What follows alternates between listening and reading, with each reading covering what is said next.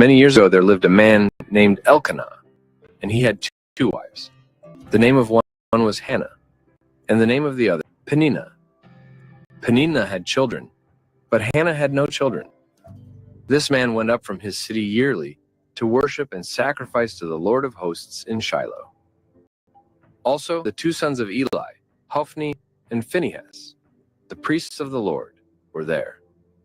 And whenever the time came for Elkanah to make an offering, he would give portions to Peninnah his wife and to all her sons and daughters.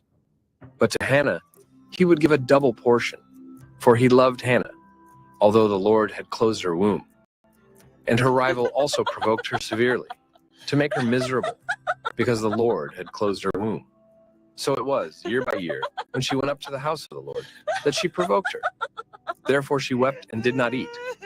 Then Elkanah, her husband, said to her, Hannah, why do you weep? Why do you not eat? And why is your heart grieved? Am I not better to you than 10 sons? So Hannah arose, after they had finished eating and drinking in Shiloh. Now Eli the priest was sitting on the seat by the doorpost of the tabernacle of the Lord.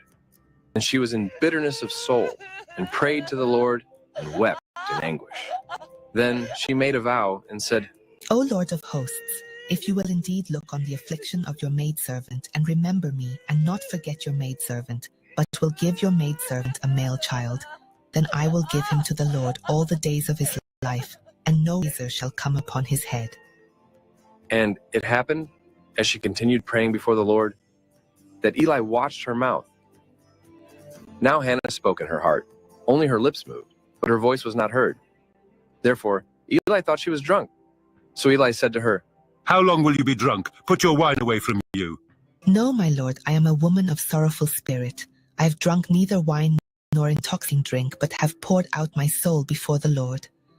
Do not consider your maidservant a wicked woman, for out of the abundance of my complaint and grief I have spoken until now.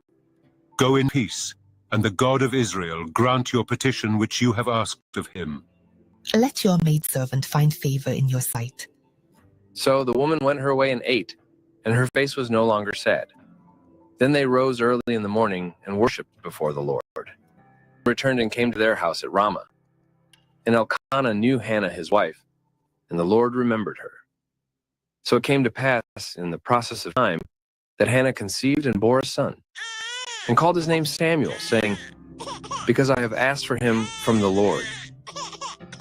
Now the man Elkanah and all his house went up to offer to the Lord the yearly sacrifice and his vow. But Hannah did not go up, for she said to her husband, The child is weaned. Then I will take him, that he may appear before the Lord and remain there forever.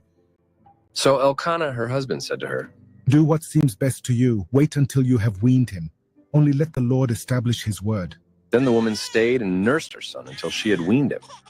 Now when she had weaned him, she took him up with her, with 3 bulls, 1 ephah of flour, and a skin of wine, and brought him to the house of the Lord in Shiloh.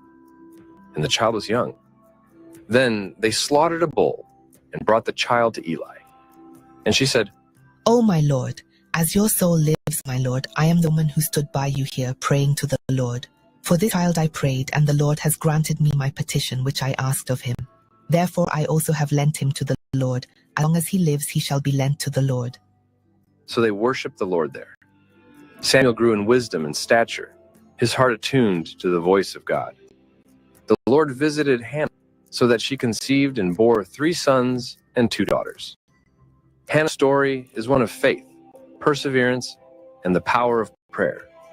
Through her unwavering trust in the Lord, she was blessed with a son who would become one of Israel's greatest prophets, guiding the nation and speaking God's words with clarity and authority.